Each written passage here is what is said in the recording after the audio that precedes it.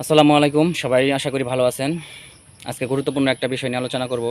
আলোচনা করলে আসলে অনেক কিছু করা যায়, তথ্য প্রমাণ সব কিছু দিয়েই আলোচনা করা যায়।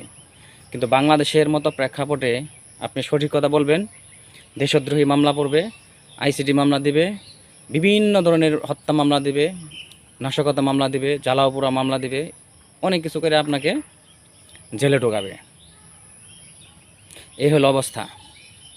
তারপরেও আপনি যদি ইচ্ছা করেন যে কোনো দলের দুর্নীতি এবং ভালো কাজের দিক দিয়ে যে কোনোভাবে আপনি আলোচনা সমালোচনা করতে পারেন, কিন্তু দিন শেষে সমস্যা আপনারই হবে।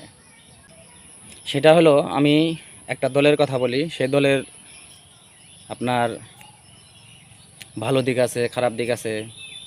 ইচ্ছা করলে খারাপ দিক নিয়ে যদি আলোচনা করি সারাদিনেও শেষ করতে পারবো না, 1-2 ঘন্টা আলোচনা করলে শেষ করতে পারবো না। আর ভালো কাজ যদি আমি দেখি সেখানে খুঁজে বের করতে হবে অনেক কিছু। তো যাই হোক, তারপরেও শুধু ওই একটা দল না, বাংলাদেশে যারাই ক্ষমতায় যায় তারাই স্বৈরাচার হয়ে ওঠে, তারাই দুর্নীতিতে লিপ্ত হয়ে পড়ে। তো একটা কথা হচ্ছে, আপনার বাংলাদেশের নিয়ম অনুসারে 18-র নিচে যদি কোনো মেয়ে মানুষ হয়, তার বিয়ে শাদী হয় না, আইনত দণ্ডনীয় অপরাধ। তো এরকম একটা অবস্থায় মেয়েটার বয়স 14 বছর, তো মেয়েটাকে জোর করে বিয়ে করবে, বিয়ে দিবে না বাবা মা।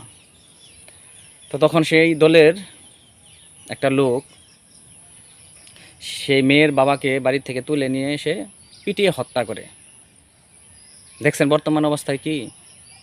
এই গতকালকে সম্ভবত এই ঘটনাটা, হয়তো অনেকে সোশ্যাল মিডিয়াতে বিভিন্ন গণমাধ্যমে আপনারা শুনছেন যে 14 বছর একটা মেয়ে, তাকে বিয়ে করতে পারবে না, বিয়ে দিবে না, তার বাবাকে আইনে পিটিয়ে হত্যা করে। বর্তমান অবস্থা এই।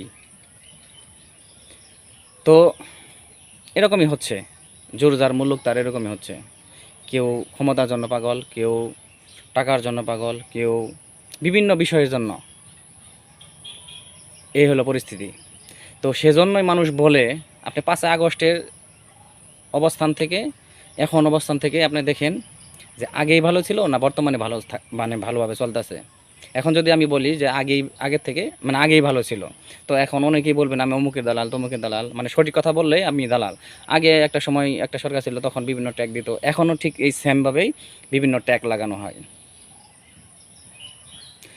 তো মানুষ বলে, মুরব্বীরা বলে, আগে শুনতাম যে যাই দিন বালা আসে দিনই খারাপ। মানুষ এমনি এমনি বলে না যে আগেই ভালো ছিলাম, কারণ আগে এরকম হইতো না।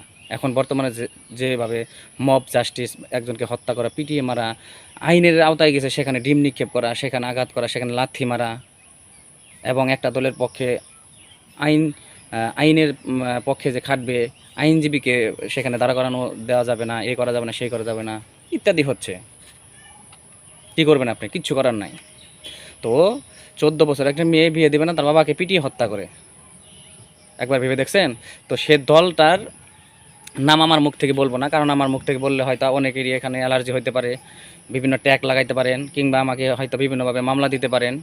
অনেক কিছু বলা যায় এই দেশে, যেমন পিনাকি বলেন, তারপরে ইলিয়াস বলেন, অনেক কিছু বলতে পারে, কিন্তু আমরা বলতে পারি না, আমরা দেশে থাকি। ওরাও এই দেশে থাকলে বলতে পারতো না। তো যাই হোক, আমার মুখ থেকে বলবো না, আপনারাই শোনেন। শিববাটি এলাকায় 14 বছর বয়সী এক মেয়েকে বিয়ে দিতে রাজি না হওয়ায় সেই মেয়ের বাবাকে তুলে নিয়ে গিয়ে পিটিয়ে হত্যা করেছে জেলা স্বেচ্ছাসেবক দলের সহ সাধারণ সম্পাদক জিতু ইসলাম। তো সবাই ভালো থাকবেন, সুস্থ থাকবেন। আল্লাহ হাফেজ।